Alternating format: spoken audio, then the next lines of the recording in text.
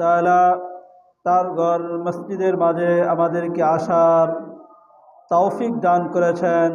সেজন্য সে মহান আল্লাহ তাআলার দরবারে দিল থেকে কালিমাতুশ শুকর আদায় করি। সকলে বলি আলহামদুলিল্লাহ।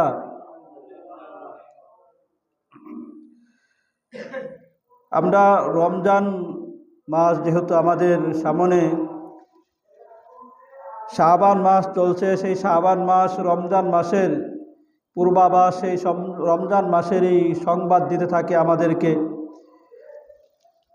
তাই সেই রমজান মাসের প্রথম দিক থেকে যাতে করে আমরা আল্লাহ তাআলার কাছ থেকে রহমত দ্বারা মালামাল হাসিল করতে পারি, রহমত আমাদের কাছে যাতে আল্লাহ তাআলার পক্ষ থেকে বর্ষিত হইতে থাকে এবং আল্লাহ তাআলার পক্ষ থেকে যাতে করে আমরা মাগফিরাত ক্ষমা অর্জন করতে পারি, তাহলে আমার আপনার রমজান সার্থক হবে। আর যাতে করে জাহান্নামের আগুন থেকে আমি আর আপনি মুক্তি হাসিল করতে পারি, লাভ করতে পারি।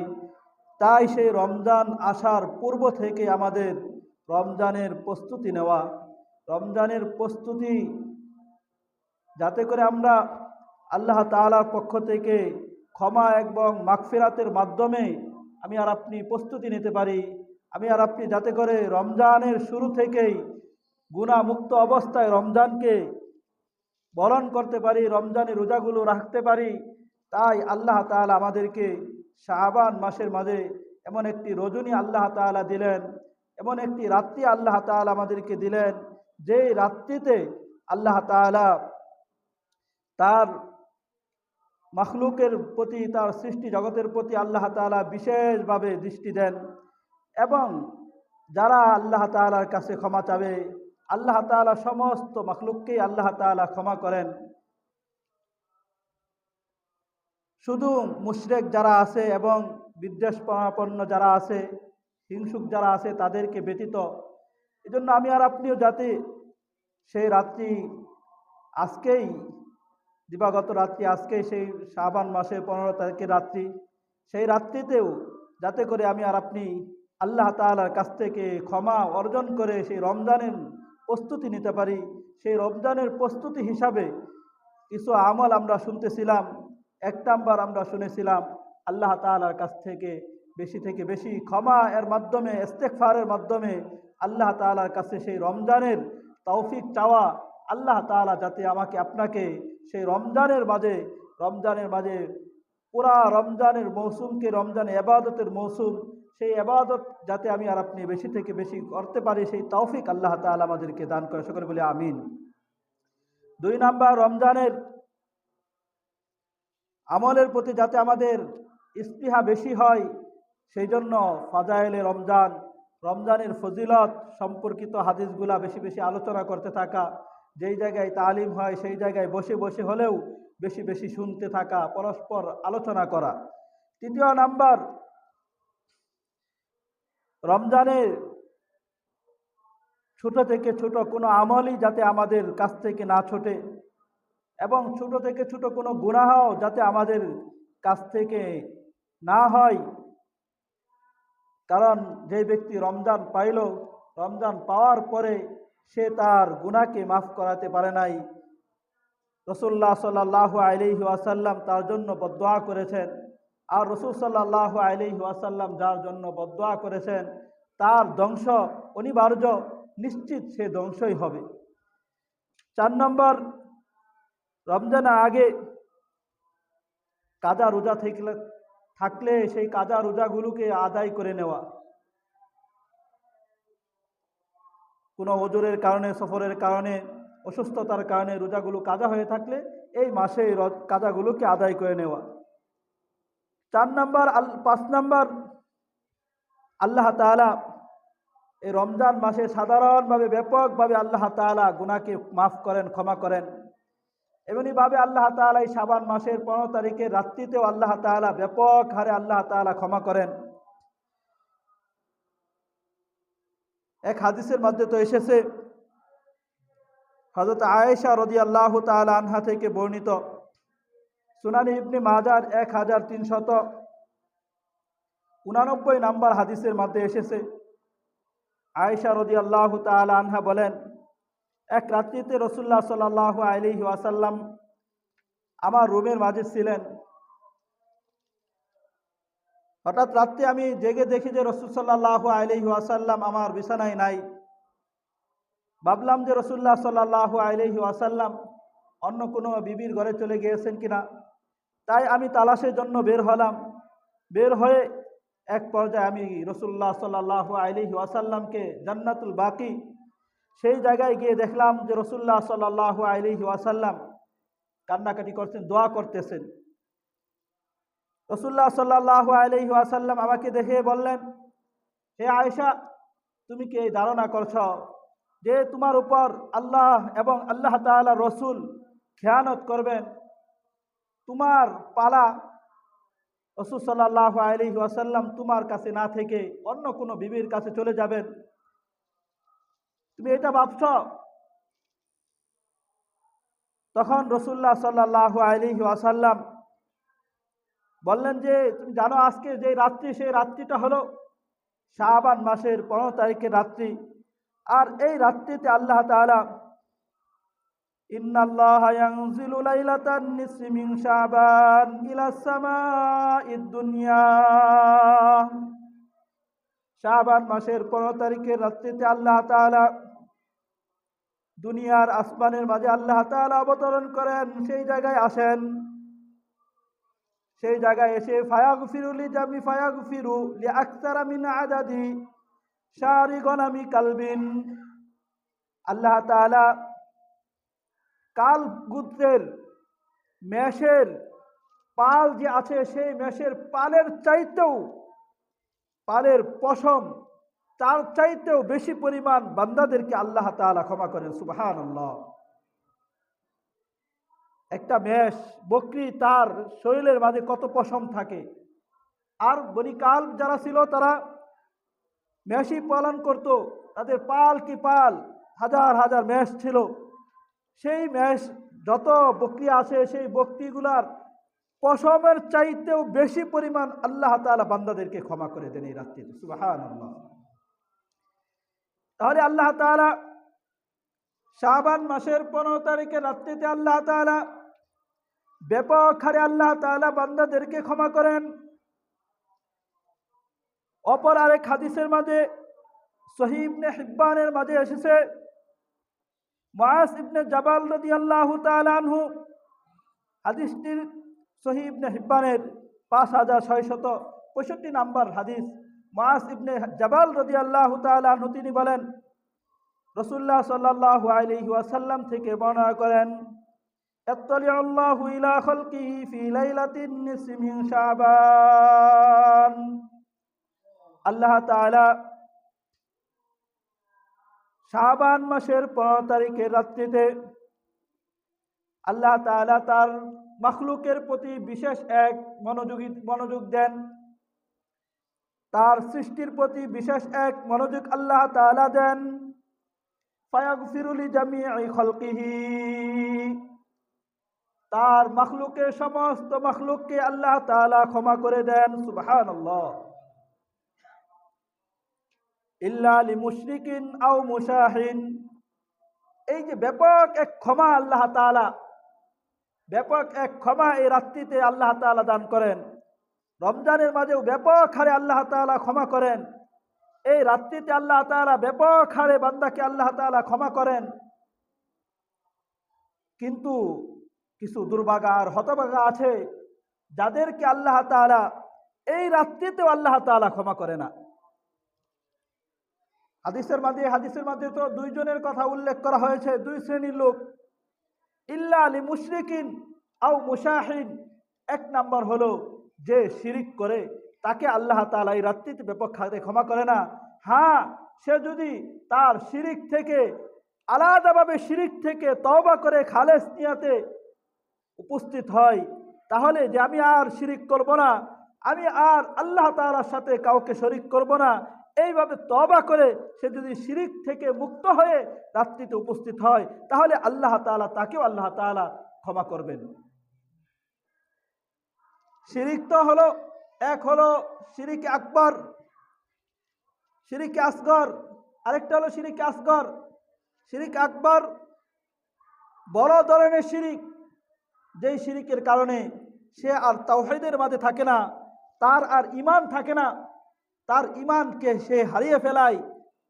যেমন হিন্দুরা আসে আল্লাহকে বাদ দিয়ে তারা তার মূর্তির পূজা করে, মূর্তির উপাসনা করে, মূর্তির কাছে চায়। এটা হলো শিরিক আকবর। এই শিরিকের কারণে তার আর ঈমান থাকে না। এমন শিরিক যারা করবে তাদের আর ঈমান থাকবে না, ঈমানকে হারিয়ে ফেলাইবে। অন্য অন্য বিধর্মী যারা আছে, অন্য যত ধর্ম অবলম্বী লোকই আছে, সমস্ত ধর্মের গোড়া একটাই, আল্লাহ তাআলার সাথে শিরিক করা। আল্লাহ তাআলার সাথে কোনো না কোনোভাবেই আল্লাহ তাআলার সাথে তারা শিরিক করে। হিন্দুরাও করে, বৌদ্ধরাও করে, খ্রিস্টানরাও করে, নাসারারাও করে, সকলেই তাদের মূল যেটা বিষয়টা হলো আল্লাহ তাআলার সাথে শিরিক করা। এই সমস্ত শিরিক যারা করে তাদেরকে আল্লাহ তাআলা এই দিনে, যেই দিনে আল্লাহ তাআলা, যেই রাত্রিতে আল্লাহ তাআলা ব্যাপক হারে আল্লাহ তাআলা ক্ষমা করেন, তাদেরকেও আল্লাহ তাআলা ক্ষমা করবেন না। এজন্য সেই শিরিক থেকে একজন ঈমানদার যে হবে, মুমিন যে হবে, প্রকৃত মুমিন হবে, সে তো বড় ধরনের শিরিক থাকলে তো সে মুমিন হতেই পারবে না। আর সে ছোট ছোট শিরিক থেকেও সে বাঁচবে, শিরিকে আসগার থেকেও বাঁচবে, বড় ধরনের শিরিক থেকেও বাঁচবে, ছোট ধরনের শিরিক থেকেও বাঁচবে, বেঁচে থাকবে। আল্লাহ তাআলার কাছে ইবাদত একমাত্র আল্লাহ তাআলার করা। কোনো কিছু চেতে হলে আল্লাহ তাআলার কাছে চাওয়া, যেই জিনিসটা চাওয়া শুধু আল্লাহ তাআলার কাছে চাইতে হয়, আল্লাহ তাআলাই দেন, অন্য কারো দখল নাই, অন্য কারো কাছে সাহায্য চাওয়ার প্রয়োজন নাই, আল্লাহ তাআলাই দেন, সেই জিনিসটা আল্লাহ তাআলার কাছেই চাইতে হবে। বলেন তো ইবাদতের উপযুক্ত, সেজদা পাওয়ার উপযুক্ত একমাত্র কে? জোরে বলেন না কে? আরো জোরে বলতে হবে কে? সেজদা করতে হলে কার সেজদা করতে হবে? আল্লাহ তাআলার করতে হবে। এখন যদি আমি আর আপনি গিয়ে মাজারের মাঝে গিয়ে সেজদা করি, আল্লাহ তাআলার ইবাদত করতে হবে, আল্লাহ তাআলার ইবাদত না করে গিয়ে কোন কবরের কাছে গিয়ে ইবাদত করলাম, তার জন্য ইবাদত করলাম, তাহলে শিরিক হয়ে যাবে। সেজদা করতে হলে একমাত্র আল্লাহ তাআলাকে করতে হবে, তার জায়গায় না করে গিয়ে যদি মাজারে করি তাহলে শিরিক হবে। সন্তান দেওয়ার মালিক কে? যদি বলেন না, সন্তান দেওয়ার মালিক কে? সন্তান দেওয়ার মালিক একমাত্র আল্লাহ। হ্যাঁ, কারো অসুস্থতা থাকতে পারে, এই জন্য সে অসুস্থতার কারণে সন্তান হচ্ছে না, এই জন্য সে ডাক্তারের শরণাপন্ন হবে, তার মাঝে সহযোগিতা নিবে, ট্রিটমেন্ট করবে, সে সুস্থ হবে। তারপরেও সন্তান হচ্ছে না, তার কোনো সমস্যা নাই, দুইজনের স্বামী স্ত্রীর কোনো সমস্যা নাই, তারপরেও সন্তান হচ্ছে না, তাহলে সে কি কোনো মাজারের কাছে গিয়ে সন্তান চাইবে না আল্লাহ তাআলার কাছে চাবে? কার কাছে চাবে? আল্লাহ তাআলার কাছে চাইতে হবে। এখন যদি সেই জায়গায় গিয়ে, মাজারের কাছে গিয়ে, সেই জায়গায় গিয়ে চাই আমাকে সন্তান দাও, কোনো পীরের কাছে গিয়ে সন্তান চাও, তাহলে আল্লাহ তাআলার কাছে চাওয়া বাদ দিয়ে সে ওই মাজারের কাছে চাইলো, কোনো পীরের কাছে চাইলো, এই কারণে তার শিরিক হবে। এমনি ভাবে ইবাদত আল্লাহ তাআলারই করতে হয়, সেজদা আল্লাহ তাআলাকেই করতে হয়। মান্নত যদি করতে চাই আমি আর আপনি, তাহলে মান্নত আল্লাহ তাআলার জন্যই করতে হবে। তাও মান্নত মানছে, আমার এই কাজটা পুরো হলে আমি কি করব? মান্নত করব, অমুক জিনিস দান করব, অমুক জিনিস দান করব, এই যে মান্নত, এই মান্নতটা করবে আল্লাহ তাআলার জন্য, কিন্তু এর হকদার হলো যারা গরিব, মিসকিন, দরিদ্র, অসহায়, তারা হলো এর হকদার, এর প্রাপ্যদার। মান্নত করবে আল্লাহ তাআলার জন্য, এটা পাবে কে? গরিব মিসকিন তারা। কিন্তু সেই মান্নত যদি আমি আর আপনি কোনো মাজারের জন্য মান্নত করি, কোনো পীরের জন্য মান্নত করলাম, কোনো বিভিন্ন জিনিসের জন্য মান্নত করলাম, তাহলে এই মান্নত আমার সহি হয় নাই, হারাম। মান্নত করতে হলে কার জন্য করতে হবে? আল্লাহ তাআলার জন্যই করতে হবে।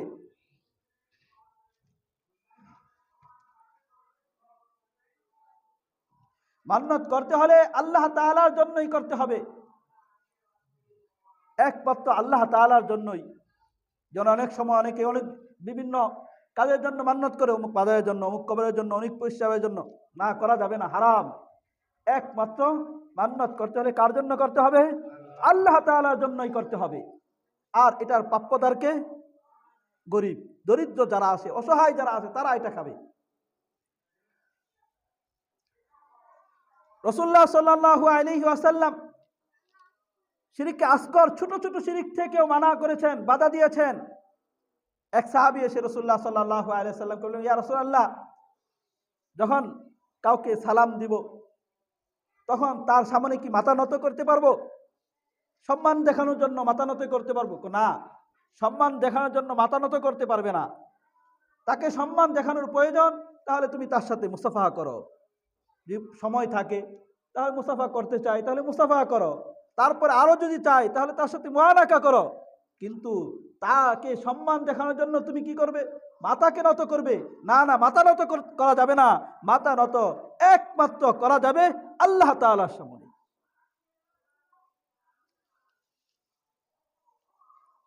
এই জন্য আল্লাহ তাআলা যাতে করে আমাদেরকে বড় ধরনের শিরক থেকে আল্লাহ তাআলা হেফাজত করেন, ছোট ছোট শিরক যেগুলো আছে সেই সমস্ত শিরক থেকেও আল্লাহ তাআলা আমাদেরকে, সমাজকে, আমাদের দেশকে আল্লাহ তাআলা হেফাজত করে। সকলে বলি আমিন।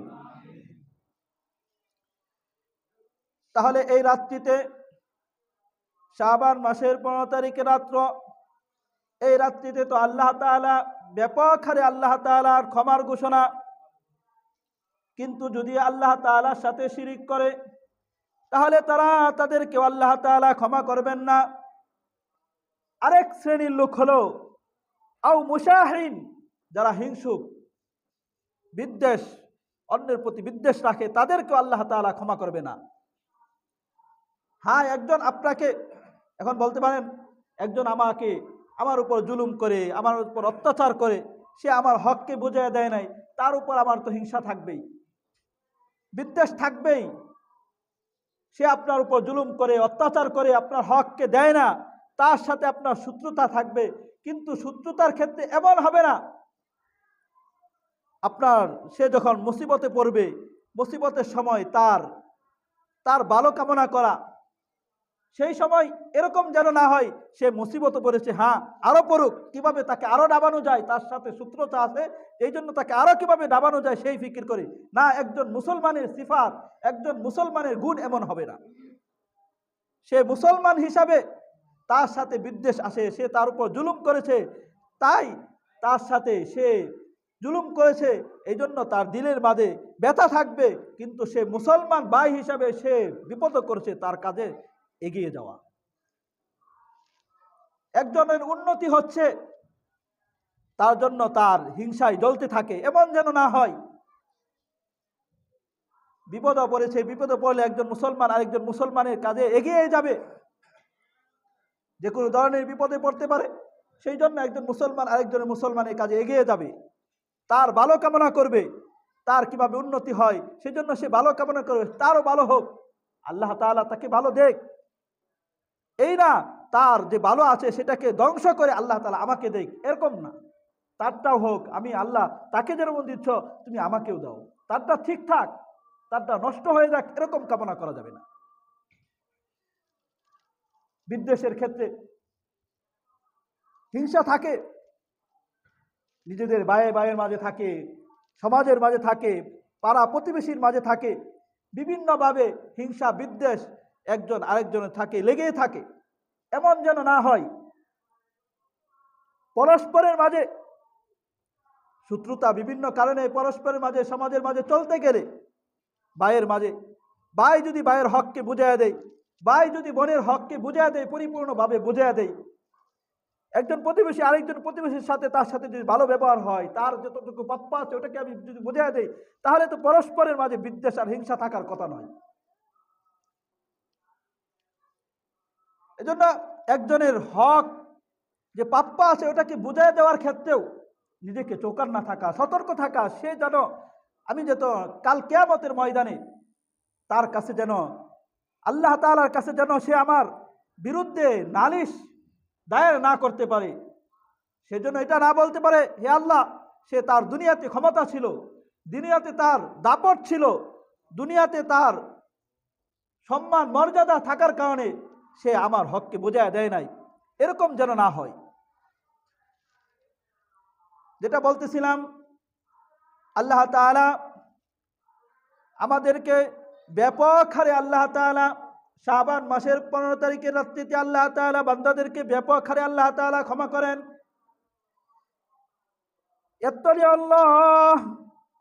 আল্লাহ তাআলা আল্লাহু ইলা খালকিহি ফি লাইলাতিন নিসফি মিন শাবান, আল্লাহ তাআলা শাবান মাসের 15 তারিখের রাত্রিতে আল্লাহ তাআলা বান্দাদের প্রতি বিশেষ এক মনোযোগী দেন, মাখলুকের প্রতি বিশেষ এক মনোযোগ দেন। ফায়াগফিরু লিজামিই খালকিহি, আল্লাহ তাআলা তার সমস্ত মাখলুককে আল্লাহ তাআলা ক্ষমা করে দেয়। সুবহানাল্লাহ।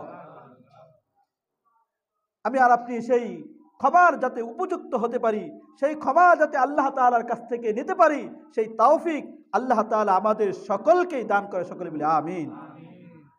ইল্লা লিমুশরিকিন আও মুশাহিন, তবে এই রাত্রিতে আল্লাহ তাআলা যারা মুশরিক তাদেরকে ক্ষমা করবে না, যারা হিংসা বিদ্বেষ রাখে তাদেরকে আল্লাহ তাআলা ক্ষমা করবে না। এই জন্য শিরিক থেকে মুক্ত হয়ে, হিংসা বিদ্বেষ থেকে মুক্ত হয়ে তারপরে যখন আল্লাহ তাআলার কাছে ক্ষমা চাবো, আল্লাহ তাআলা আমাকে আপনাকে সকলকে আল্লাহ তাআলা ক্ষমা করবেন। আল্লাহ তাআলা সকলকে কবুল করেন।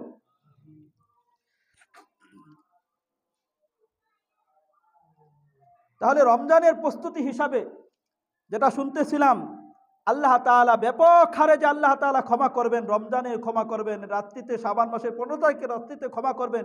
এই জন্য প্রস্তুতি হিসাবে আমাকে আপনাকে হিংসা থেকে, বিদ্বেষ থেকে, এরকমভাবে শিরিক থেকে আল্লাহ তাআলার কাছ থেকে তওবা করে, আল্লাহ তাআলার কাছ থেকে তওবা করে মুক্ত, গুনাহ থেকে মুক্ত হয়ে তারপরে আল্লাহ তাআলার দরবারে উপস্থিত হওয়া, যাতে করে সাধারণ ক্ষমা থেকে আমি আর আপনি বঞ্চিত না হয়ে যাই। 6 নাম্বার হলো, আমি আর আপনি রমজানের প্রস্তুতি হিসাবে আমাকে আপনাকে এটাকে দেখতে হবে ভালো করে। বিগত রমজানের মাঝে, বিগত রমজান আমার রোজা ছুটে গিয়েছে, কি কারণে ছুটছে? বিগত রমজানে আমি 20 রাকাত তারাবি পড়তে পারি নাই, কি কারণে পড়তে পারি নাই? বিগত রমজানে 5 ওয়াক্ত নামাজ আমি জামাতের সাথে পড়তে পারি নাই, কি কারণে পড়তে পারি নাই? বিগত রমজানে আমি তাহাজ্জুদ পড়তে পারি নাই, ইশরাক পড়তে পারি না, আওয়াবিন পড়তে পারি নাই, কোরআন তেলাওয়াত করতে পারি নাই, জিকির আজকার করতে পারি নাই। আল্লাহ তাআলার কাছে নীরবে নির্জনে বসে অল্প সময় যে আল্লাহ তাআলা আমাকে বানাইলেন, সে আল্লাহ তাআলার জন্য একটু রোনাজারি করব, আল্লাহ তাআলার সাথে কান্নাকাটি করব, আল্লাহ তাআলার সাথে ভাব জমাবো, আল্লাহ তাআলার সাথে সম্পর্ককে আমি গাঢ় করব। আমার এই সুযোগ হয় নাই, কি কারণে হয় নাই? এই জিনিসগুলোকে আমাকে মার করতে হবে। রমজানের প্রস্তুতি হিসাবে এগুলাকে আমাকে কি করতে হবে? আমাকে সিলেক্ট করতে হবে, দেখতে হবে এই জিনিস কি কারণে, কি কারণে আমার রমজানের আমলের মাঝে ব্যাঘাত ঘটেছে, কি কারণে আমার রোজার মাঝে ব্যাঘাত ঘটেছে, কি কারণে আমার তারাবির মাঝে ব্যাঘাত ঘটেছে, কি কারণে আমার নামাজের মাঝে, জিকির আজকারের মাঝে ব্যাঘাত ঘটেছে, বাধা কি কারণগুলো আমার বাধা ছিল, রোজার জন্য আমার বাধা ছিল, এই কারণগুলা আমাকে ওইগুলাকে কি করতে হবে? ওইগুলা থেকে এখন থেকে আমাকে রমজানের প্রস্তুতি হিসাবে ওইগুলাকে মার করে ওইগুলাকে আমাকে ছাড়তে হবে। পারবো তো ইনশাআল্লাহ? এখন আমার আপনার যদি রমজানের তারাবি নামাজের বাধা যদি আমার আর আপনার মোবাইল হয়ে থাকে, মোবাইলের ফেসবুক যদি আমার আপনার বাধা হয়ে থাকে, ফেসবুকের মাঝে ইফতারির পরে ফেসবুকের মাঝে ঢুকছেই ঘন্টা ঢুকলেই 2 ঘন্টা 4 ঘন্টা চলে যায়, টেরও পাই না, এটা আমার বাধা ছিল। তাহলে এখন থেকে আমাকে মোবাইল থেকে কি করতে হবে? ফেসবুককে ডিলিট করে আমাকে রমজানের জন্য প্রস্তুতি নিতে হবে। পারবো তো ইনশাআল্লাহ? কে পারবো ইনশাআল্লাহ? কে কে পারবো ইনশাআল্লাহ? আল্লাহ তুমি তোমার এই বান্দাদেরকে রমজানের জন্য প্রস্তুতি হিসাবে মোবাইল যদি বর্জন করতে হয় করার তৌফিক দান করে, সকলে বলে আমিন। আল্লাহ তাআলা সকলকে কবুল করে, সকলে বলে আমিন। এমনইভাবে আমাকে অন্যান্য বিষয়ও যদি হয়, আমার বন্ধুদের আড্ডার কারণে যদি আমার রমজানের আমলের বাধা হয়ে থাকে, এরকম ভাবে আমার ব্যবসাও যদি, আমার ব্যবসার ব্যস্ততা, বিশাল ব্যস্ততার কারণে আমার রমজানের বাধা ছিল, রমজানের তারাবির নামাজের এটা বাধা ছিল, রমজানের 5 ওয়াক্ত নামাজের জন্য এটা বাধা ছিল, এরকম ভাবে আমার চাকরির ব্যস্ততা, আমার কৃষিজীবীর ব্যস্ততা, আমার পরিবারের ব্যস্ততা, যে কোনো ব্যস্ততাই হোক, সেই ব্যস্ততার কারণে যদি আমার রমজানের আমলের ব্যাঘাত হয়ে থাকে, রমজানের আমলের জন্য বাধা হয়ে থাকে, সেটাকে এখন থেকে রমজানের প্রস্তুতি হিসাবে এখন থেকে আমাকে গোছাতে হবে। যদি ছাড়ার প্রয়োজন হয় ছাড়তে হবে, যদি ওটাকে আমার গোছানো যায়, যে ওটাকে সময় না দিলে চলবে, তাকে কিভাবে কম সময় দিয়ে আমার রমজানের আমলের মাঝে বেশি সময় দেওয়া যাবে, ওইটার প্রস্তুতি নিতে হবে। পারবো তো ইনশাআল্লাহ? আল্লাহ তাআলা আমাদের সকলকেই আমল করার তৌফিক দান করেন। রাসূলুল্লাহ সাল্লাল্লাহু আলাইহি ওয়াসাল্লামের জামানায় যখন 8 হিজরিতে রমজান রোজা ফরজ হয়, রাসূল সাল্লাল্লাহু আলাইহি ওয়াসাল্লাম তো মাত্র 2টি রমজান পেয়েছে। সাহাবায়ে কেরামের মাঝে সাহাবায়ে কেরাম অনেকে তো কয়টা রমজান পেয়েছে, যারা সেই সময় বৃদ্ধ ছিল তারা বেশি রমজান পায় নাই, 5টা 10টা পেয়েছে। এরকম অনেক সাহাবায়ে কেরাম ছিলেন 2টা 1টা পেয়েছে। কিন্তু তারা সেই রমজানগুলোকে পুরোপুরিভাবে মূল্যায়ন করেছেন। একটি রমজান পেয়েছে, একটি রমজানকেই পুরোপুরিভাবে মূল্যায়ন করেছে।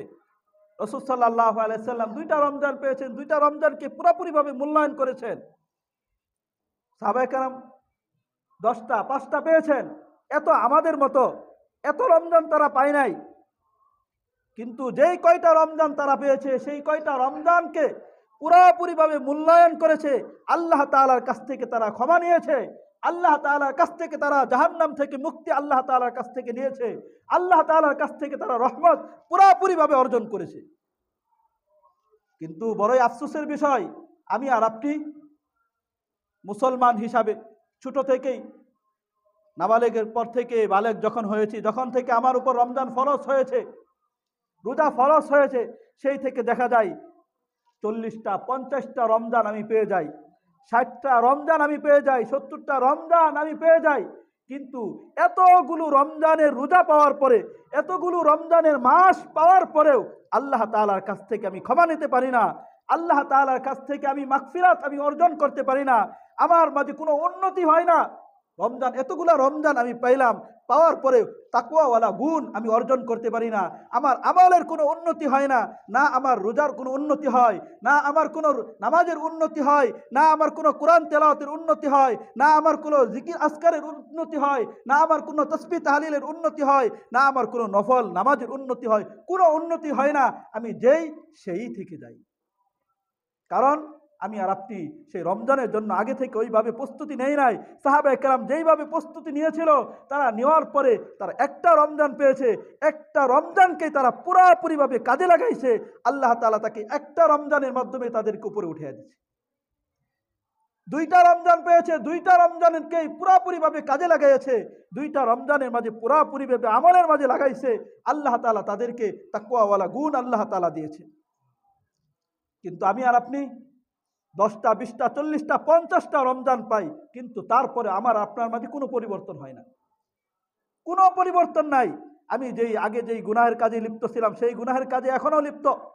কারণ আমি আর আপনি রমজানকে যেইভাবে মূল্যায়ন করা উচিত ছিল সেইভাবে মূল্যায়ন করি নাই। এখন থেকে এই জন্য আমরা সকলেই এখন থেকে সেই প্রস্তুতি নেই, রমজানকে পুরোপুরিভাবে মূল্যায়ন করবো তো ইনশাআল্লাহ, করবো তো ইনশাআল্লাহ। আল্লাহ তাআলা আমাদেরকে তৌফিক দান করে, সকলে বলে আমিন। জন্য রমজানকে যদি আমি আর আপনি পুরোপুরিভাবে মূল্যায়ন করি, রমজানের মাঝে যে সমস্ত ইবাদত থাকে, আমল থাকে, সেই সমস্ত আমলের সাথে যদি আমি আর আপনি জুড়ে যাই, তাহলেই আল্লাহ তাআলার কাছ থেকে ক্ষমার আশা করা যায়, আল্লাহ তাআলার কাছ থেকে রহমতের আশা করা যায়, আল্লাহ তাআলার কাছ থেকে মাগফিরাতের আশা করা যায়। এমনইভাবে সেই রমজান কেন্দ্রিক প্রস্তুতি হিসাবে রমজান কেন্দ্রিক রমজানের রোজা যাতে আমার নষ্ট না হয়, এই জন্য রমজান কেন্দ্রিক রমজানের রোজার মাসাইল ছোট ছোট রিসালা পাওয়া যায়, বই পাওয়া যায় রমজানের মাসাইল, সেই সমস্ত বইগুলো কিনে পড়তে থাকি। রমজানের যেই বিষয়টা রমজানের রোজার ব্যাপারে আমি জানি না, ওলামায়ে কেরামদের কাছ থেকে জানি, হক্কানি ওলামায়ে কেরাম যিনি বিজ্ঞ আলেম তার কাছ থেকে জানবো। অনেক আলেম আছে, জিজ্ঞাসা করলে আপনাকে বিভিন্ন পর্যায়ে একজন এক একটা বিভিন্নটা বলে দিবে, এরকম না। এই জন্য উলামায়ে কেরামদের কাছ থেকে ওই মাসলাগুলো জানি, যেটা আমার জানা নাই সেটা জেনে এখন থেকে যদি প্রস্তুতি নিতে থাকি, যে সমস্ত মাসালা আমার প্রয়োজন সেটা এখন থেকে জানি, তাহলে কি হবে, রোজাগুলো আমার সঠিকভাবে হবে।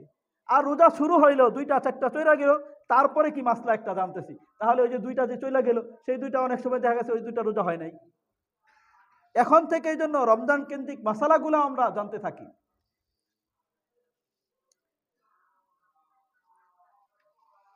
তো 7 নম্বর তো ছিল সেই রমজানের প্রস্তুতি হিসাবে রমজান কেন্দ্রিক মাসআলাগুলা জানা। 8 নম্বর হলো রমজানের যে আমলগুলো আমরা করব, যে আমল রমজানের একটা রুটিন আমি করি, রমজানের রুটিন আমি করে নেই কি কি আমল করব আর কখন করব। যে আমি 5 ওয়াক্ত নামাজ আমি পুরাপুরিভাবে আদায় করব, 1 ওয়াক্ত নামাজও আমি ছাড়বো না। এ নিয়ত করা যায় তো ইনশাআল্লাহ? করা যায় তো ইনশাআল্লাহ? 1 ওয়াক্ত নামাজও ছাড়বো না। এজন্য রমজান থেকে বা এখন থেকেই একটা ঘোষণা, সেটা হলো কেউ যদি এখন থেকে 5 ওয়াক্ত নামাজ তাকবীরে উলার সাথে আদায় করতে পারি ইনশাআল্লাহ, রাসূলুল্লাহ সাল্লাল্লাহু আলাইহি ওয়াসাল্লাম তো ঘোষণা করেছেন, যে ব্যক্তি 5 ওয়াক্ত নামাজ তাকবীরে উলার সাথে 40 দিন আদায় করবে, আল্লাহ তাআলা তাকে 2টি পরোয়ানা 2টি পুরস্কার দিবেন। 1 নম্বর হলো আল্লাহ তাআলা তাকে মুনাফিকের খাতা থেকে তার নামকে কেটে দিবেন, সুবহানাল্লাহ। 2 নম্বর হলো আল্লাহ তাআলা তাকে জাহান্নাম থেকে মুক্তি দান করবে, সুবহানাল্লাহ। এই জন্য আমরা সেই প্রস্তুতি হিসেবে এখন থেকে 5 ওয়াক্ত নামাজ যদি তাকবীরে উলা মানে ইমাম সাহেব যখন আল্লাহু আকবার বলে তখন সাথে সাথে আল্লাহু আকবার বলা, মানে ইমাম সাহেব শুরু থেকেই শরীক হওয়া, আলহামদুলিল্লাহি রাব্বিল আলামিন পড়ার আগেই নিয়তকে বেঁধে নেওয়া। এইভাবে যদি কেউ 40 দিন এখন থেকেই শুরু বা 40 দিন যদি আমি আর আপনি যদি তাকবীরে উলার সাথে নামাজ আদায় করতে পারি, তাহলে আল্লাহ তাআলা তো আমাদেরকে 2টা পরোয়ানা দিবেনই। আমার নিজের পক্ষ থেকে কেউ যদি বলেন যে আমি রমজানকে কেন্দ্রিক আপনি বলেছিলেন সেই হিসাবে আমরা প্রস্তুতি হিসাবে 5 ওয়াক্ত নামাজ তাকবীরে উলার সাথে 5 ওয়াক্ত নামাজ 40 দিন পড়েছে, তাহলে আমি আমার ব্যক্তিগত পক্ষ থেকে আপনাদেরকে পুরস্কৃত করব ইনশাআল্লাহ। পারবো তো চেষ্টা করতে ইনশাআল্লাহ। এই জন্য রুটিন করে নেই রমজান মাস হিসাবে আমি নামাজকে 5 ওয়াক্ত নামাজকে জামাতের সাথে আদায় করব। কখন যেই সময়টা আমার, এই সময়টা আমার অনেক ব্যস্ততা থাকে না, ফ্রি থাকি, সেই সময় আমি কি করব, কোরআনে কারীম তেলাওয়াত করব। এই সময়টা আমার নির্জন সময়, এই সময় আমার আল্লাহ তাআলার সাথে অনেক ভাব জমবে, আল্লাহ তাআলার সাথে নিভৃতে আমি কি করতে পারো, গুনার জন্য কান্নাকাটি করতে পারো, সেই সময়টাকে আমি বাছাই করে ওই আল্লাহ তাআলার কাছে চাওয়া এবং রোনাজারি করার জন্য বাছাই করি।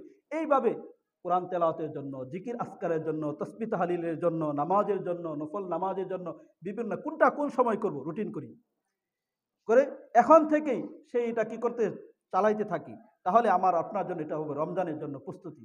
আল্লাহ তাআলা আমাদের সকলকেই রমজানের প্রস্তুতি হিসেবে যে সমস্ত কথাগুলো বলা হলো, আল্লাহ তাআলা আমাদের সকলকেই আমল করার তৌফিক দান করে, সকলে বলি আমিন। একটা হলো যে যেটা বললাম নামাজের ব্যাপারে পুরস্কার, আরেকটা হলো কেউ যারা কোরআনে কারীম অনেকে আছে পড়তে পারে নাই, এই রমজানে শিখে ফেলাইছে, সে এরকমও যদি কেউ থাকে তাকেও ইনশাআল্লাহ পুরস্কার দেব ইনশাআল্লাহ। দেখবো আল্লাহ তাআলা আমাদের সকলকে আমল করার তৌফিক দান করে। যারা সুন্নত পড়ে নাই কবলাল জুমা 4 রাকাত সুন্নত পড়ে নাই।